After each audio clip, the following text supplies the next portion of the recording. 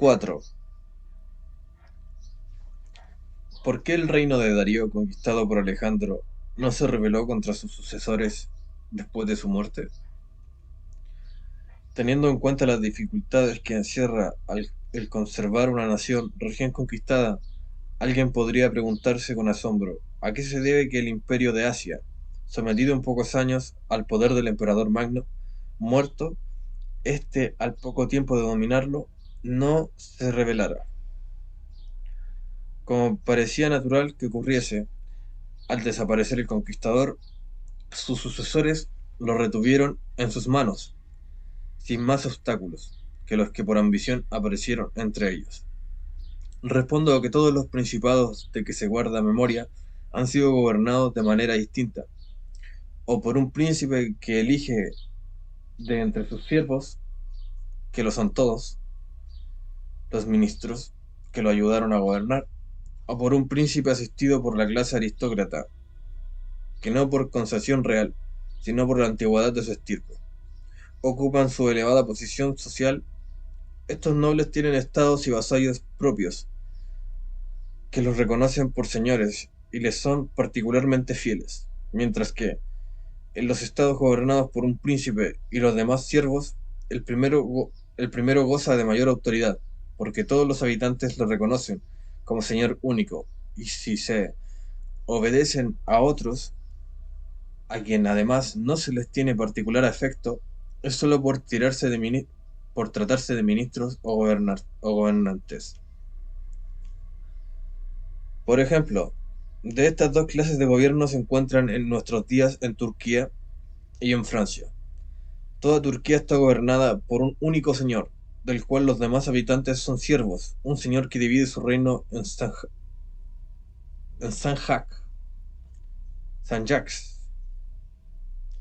Nombra a sus administradores y los cambia y reemplaza a su capricho.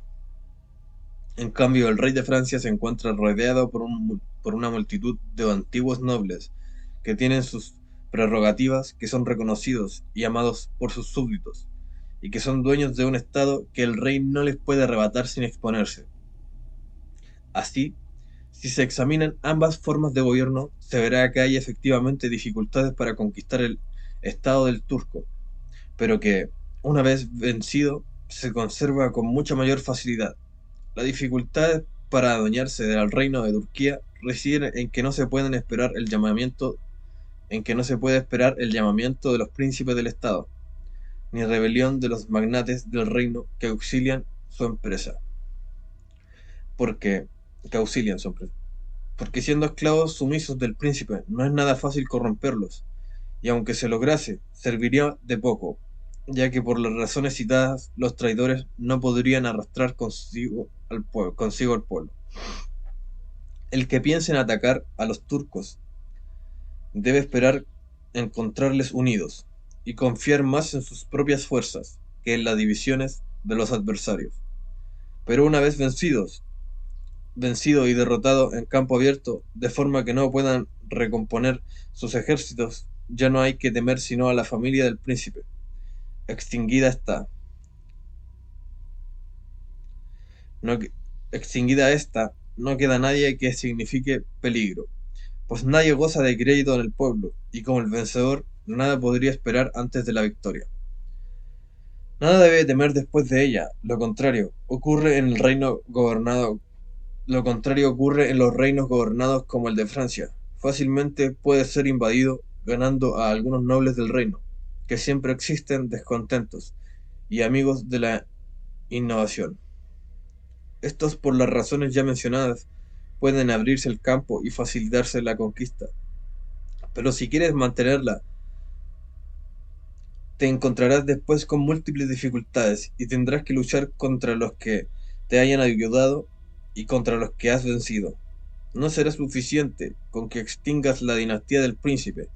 Quedarán los nobles, que promoverán nuevas conspiraciones, y como no podrás contenerlos ni acabar con ellos, perderás el Estado. En la primera ocasión en las primeras ocasiones que se le presente. Si se reflexiona sobre el gobierno de Darío, se comprobará sus similitudes con el turco. Por eso fue necesario que Alejandro lo derrotara totalmente,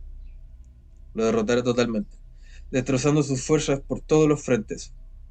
Después de la victoria y muerto Darío, Alejandro se convirtió en amo absoluto del Estado, por las razones dichas, y si los sucesores hubiesen estado unidos, habrían podido disfrutar tranquilamente de la conquista, porque no hubo en el reino otros tumultos que los que ellos mismos suscitaron. Pero no es posible conservar que tanta tranquilidad un Estado organizó como el de Francia. Por ejemplo, las continuas rebeliones que habían en España, en Italia y en Grecia contra los romanos eran consecuencia de la multitud de principados que habían en estas comarcas. Mientras perduró el recuerdo de su existencia, los romanos jamás se encontraron seguros de su conquista. Pero una vez se borró el recuerdo, se convirtieron, gracias a la duración y el poder del imperio, en tranquilos poseedores de estas provincias. Y si después pudieron combatiendo entre ellos, y si después, y si, ah, y si después pudieron combatiendo entre ellos sacar la parte que les fue posible en aquellas provincias, de acuerdo con la autoridad que ejercían ellas, porque habiéndose extinguido los antiguos señores territoriales, no se reconocían otros dueños que los romanos. Fijando la atención en las diferencias mencionadas, se comprenderá fácilmente el que Alejandro mantuviera su poder en el imperio de Asia, y las dificultades con que los otros conservaron su conquista, como Pirro, cosas que no, cosa que no se debe a la mayor o menor virtud y capacidad del conquistador, sino al régimen de gobierno de los países conquistados. Otra vez, otra vez.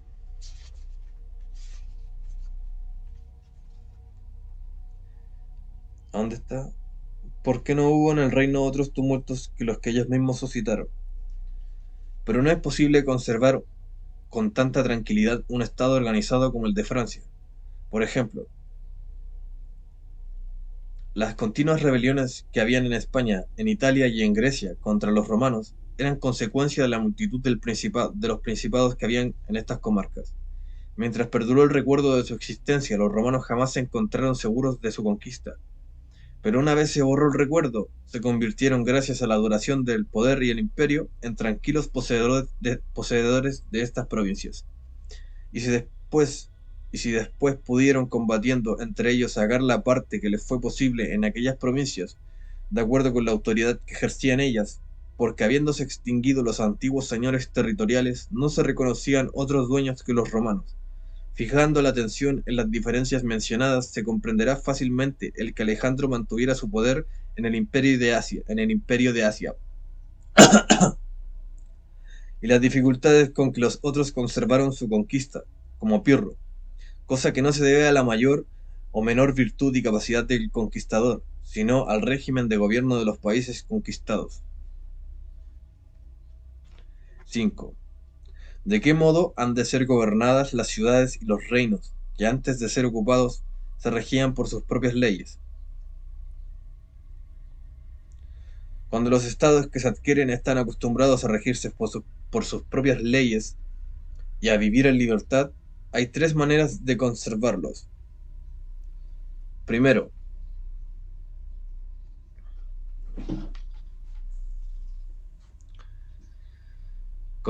Primero, destruirlos, después trasladarse a ellos. Tercero, dejarlos gobernarse por sus propias leyes, obligándolos al pago de un tributo y establecer un gobierno compuesto con pocas personas, para que velen por la conquista. Como ese gobierno es consciente de que nada puede sin la amistad y el poder del príncipe, harán todo lo posible para conservar su adhesión, porque esta es la mejor manera, si se quieren mantener, de conservar la dominación en una ciudad acostumbrada a un régimen de libertad. Si se quiere mantener, de conservar la dominación de una ciudad acostumbrada al régimen de libertad. Los espartanos y los romanos son... qué chucha. Ya de nuevo. Los espartanos y los romanos son un ejemplo de los tres modos de conservar las conquistas. Los espartanos ocuparon Atenas y Tebas, dejaron en ambas ciudades un gobierno oligárquico, y sin embargo, las perdieron. Los romanos, para conservar Capua, Cartagena y Numancia, las destruyeron, y no las perdieron. Mira lo que dice, ¿eh? Las destruyeron, caramelo, no. O sea, si yo no lo tengo, nadie lo tiene. En un tipo de conquista es como una especie de... eh, es ventajoso hacer eso porque, pues, si tú dejas un pueblo así como si nada, va a llegar otro y lo va a tomar. No sé, brígido. Brígido como en guerras la weá se termina transformando en una weá bien violenta y da lo mismo toda la weá. Lo destruyeron y no lo perdieron. Quisieron gobernar Grecia como lo habían hecho los espartanos, dejándole sus leyes y su libertad, pero fue un fracaso, de forma que se vieron obligados a arrasar muchas ciudades de aquella provincia con el fin de no perderlas, ya que ciertamente el único modo seguro de conquistar una ciudad habituada a vivir libre es destruirla. Quien se haga dueño de una ciudad así y no la arrase, espera ser destruido por ella. Sus rebeliones siempre tendrán por estandarte el nombre de libertad y sus antiguos estatutos, cuyo habitante, cuyo, habit, cuyo hábito jamás podrá hacerle perder el tiempo ni los beneficios. Se haga lo que se haga y cualquiera que sea la precaución que se tome, si los habitantes que se separan, que no se separan, si los habitantes no se separan ni se dispersan, nadie se olvidará nadie se olvidará de aquel nombre, ni de aquel estatuto, y a ellos de inmediato recurrirán en cualquier ocasión, como hizo Pisa después de estar tantos años a Florencia, sometida a Florencia. Pero cuando las ciudades o provincias están habituadas a vivir bajo la dominación de un príncipe, y por la extinción de éste, su linaje, queda vacante el gobierno, como por un lado los habitantes están acostumbrados a la obediencia, y por otro no tienen a quién obedecer, y no se ponen de acuerdo para elegir a uno de entre ellos, ni saben vivir en libertad, y por último tampoco se deciden a acudir a a las armas para luchar contra el invasor. Un príncipe puede fácilmente conquistarlas, retenerlas, en las repúblicas. Al contrario, hay más vitalidad, más odio, más deseo de venganza. El recuerdo de su antigua libertad les atormenta constantemente, de modo que el medio más seguro es destruirlas y situar en ellas la residencia.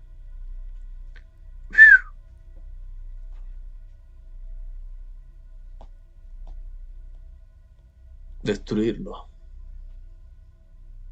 Es como lo de la venganza, pues, si te vaya a vengar, hazlo. Pero es diferente igual.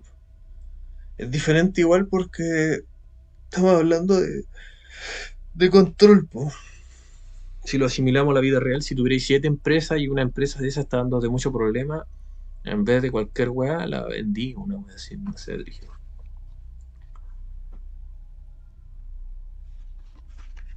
Una weá así como manipulación.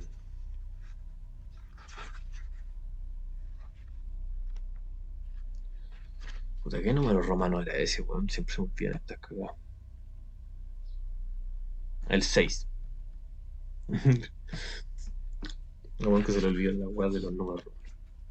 De los estados nuevos que el conquistador adquiere con su propia 6. De los estados nuevos que el conquistador adquiere con sus propias armas y su esfuerzo personal. A nadie debe sorprenderle que, al hablar de los principados de nueva creación y de aquellos en los que solo el nuevo príncipe ponga ejemplo de eminentes personajes, ya que los hombres siguen casi siempre el camino abierto por otros e imitan a estos en sus acciones, y aunque no es posible seguir con exactitud el mismo camino ni conquistar la perfección del modelo, Toda persona sensata debe entrar en el camino seguido por los grandes, dignos de ser imitados, para que, si no los iguala en virtud, por lo menos se le exprima, se le aproxime, para que si no les iguala en virtud, por lo menos se le aproxime, y hacer como los arqueros experimentados, que cuando tienen que dar en un blanco que se encuentra a mucha distancia y dado que conocen el alcance de su arco, apuntan a mayor altura, no para dar en un punto más elevado, sino para acertar donde se le aproxima, se lo apro- sino para acertar donde se lo propinan, dale con la wea, sino para acertar donde se lo proponían. Los principados totalmente nuevos, donde hay un príncipe también nuevo, son más o menos difíciles de conservar, según el mérito mayor o menor del conquistador. Y dado que el hecho de que un hombre se convierta de la nada en príncipe presupone necesariamente talento o fortuna, parece natural que una u de otra de estas dos condiciones anulen muchas dificultades. Sin embargo, el que menos ha confiado en la fortuna es siempre el que por más tiempo ha conservado su poder. También facilita mucho las cosas el que un príncipe, al no poseer otros estados, se vea en la necesidad de establecerse en el que ha conquistado. Pero quiero referirme a aquellos que no se convirtieron en príncipes por azar, sino por sus cualidades. Y digo entonces que entre ellos los más notables han sido Moisés, Ciro, Rómulo, Teseo y otros semejantes a ellos. Y aunque Moisés solo fue un simple ejecutor de la voluntad divina, merece sin embargo nuestra atención, aunque sea por la gracia que lo hacía digno de haber hablado con Dios. Pero también son admirables de hablar con Dios. Ciro y todos los demás fundadores del reino. Y si juzgamos sus hechos y su gobierno, encontraremos que no deslucen ante los de Moisés, que tuvo tan gran encontraremos que no deslucen ante los de Moisés, que tuvo tan grande maestro. Si estudiamos con atención sus vidas y sus acciones, descubriremos que no deben a la fortuna, sino al haberles proporcionado la ocasión propicia, que fue el material al que ellos dieron la forma adecuada. Es cierto que, sin esa oportunidad, sus méritos de nada hubiesen servido, pero también es verdad que, sin sus virtudes, era inútil que la ocasión llegara. Fue, pues, preciso que Moisés encontrara al pueblo de Israel esclavo y oprimido por los egipcios, para que ese pueblo deseoso de salir de la servidumbre se decidiera a seguirlo. Fue necesario que Rómulo no pudiese vivir en Alba y estuviera expuesto desde el día en que nació, para que llegase a ser rey de Roma y fundador de aquella nueva patria. Ciro tuvo que ver a los persas descontentos de la dominación de los medas, y a los medas flojos e indolentes, con motivo de una larga paz. No habría podido Teseo mostrar su valor si no hubiese encontrado a los atenienses dispersos. Por lo tanto, estas ocasiones proporcionaron que los hombres realizaran con buen éxito sus empresas, y por otro lado, sus méritos.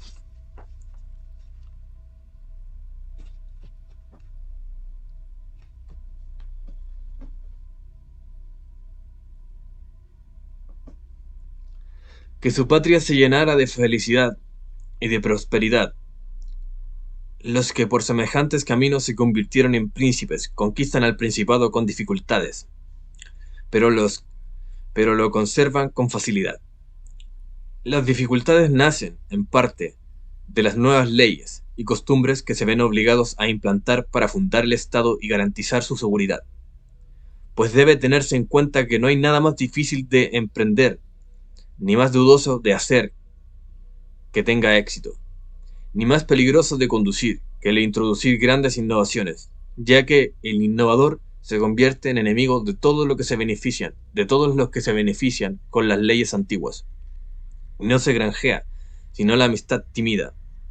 de los que se beneficiarán con las nuevas, o timidez en estos.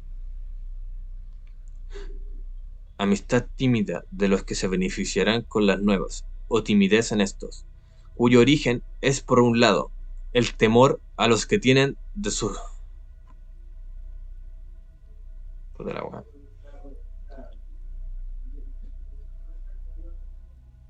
Ya, a ver.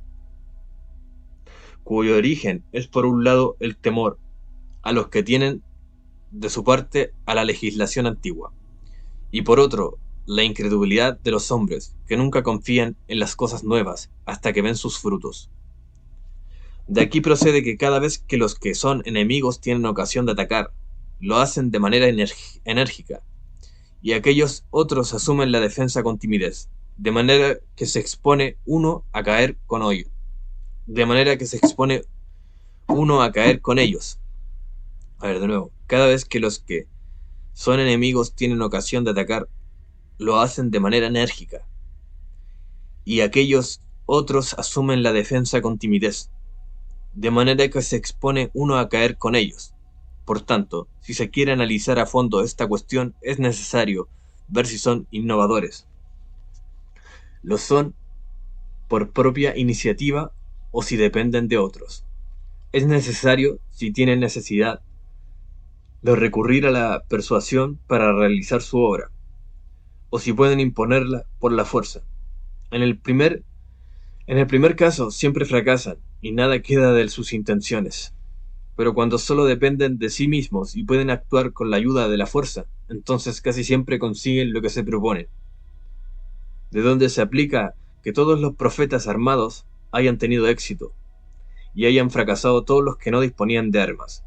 Hay que añadir, además, que los pueblos son tornadizos, y que si es fácil convencerlos de algo, resulta difícil mantenerlos fieles a esas convicciones, por lo cual es necesario estar preparados de tal modo que cuando ya no crean se les pueda hacer creer por la fuerza. Moisés, Ciro, Teseo y Rómulo no habían podido hacer respetar sus estatutos durante mucho tiempo si hubiesen estado desarmados, como ocurrió en nuestros tiempos. A Fray Jerónimo Savonarola, que fracasó en sus reformas en cuanto la gente dejó de creer en ellas, pues se encontró con que no disponía de medios. Girolamo Savonarola, 1452 a 1498, dominico famoso en Florencia por sus sermones violentos y apasionados. Su enfrentamiento con el Papa Alejandro VI le llevó a morir en la hoguera. Guaja, guaja comió comida. Ya. Puta, voy a tener que editar esa parte por pasarme la película. Nicolás Maquiavelo. Coercitivos para mantener fieles a sus creencias, a los que habían creído ni para convencer a los incrédulos. Es indudable que estos revolucionarios se encuentran a cada paso con grandes dificultades, que todos los peligros surgen en su camino, y que solo con gran valor pueden superarlos. Pero superados los obstáculos, en vez que se han deshecho de aquellos que envidiaban sus virtudes, viven poderosos, seguros, honrados y felices. A los ejemplos citados hay que añadir otro de menor jerarquía, pero que tiene con los precedentes algunas semejanzas, y que hace innecesario otros muchos que pudiera mencionar. Me refiero a Hierón, de Siracusa, que de simple ciudadano llegó a ser príncipe sin tener otra deuda con el azar que la ocasión. Oprimidos, los siracusanos lo eligieron su capitán, y fue entonces cuando hizo méritos suficientes para que lo eligieran príncipe, y a pesar de no ser noble, dio pruebas de tantas virtudes. Quienes han escrito de él dicen que no le faltó para reinar más que el reino. Deshizo las milicias antiguas y organizó unas nuevas. Renunció a las antiguas amistades y se hizo de otras, y así, Rodeado por los soldados amigos fieles, pudo sobre pudo sobre tales cimientos construir el edificio que quiso, y lo que había adquirido con gran esfuerzo no le supuso ningún trabajo para conservarlo. Nuevamente, y a pesar de no ser noble, dio pruebas de tantas virtudes. Quienes han escrito de él dicen que no le faltó para reinar más que el reino. Deshizo las milicias antiguas y organizó una nueva. Renunció a las antiguas amistades y se hizo de otras. Y así, rodeado por soldados y amigos fieles, pudo sobre tales cimientos construir el edificio que quiso. Y lo que había adquirido con gran esfuerzo no le puso ningún trabajo conservarlo. Fin. Fin.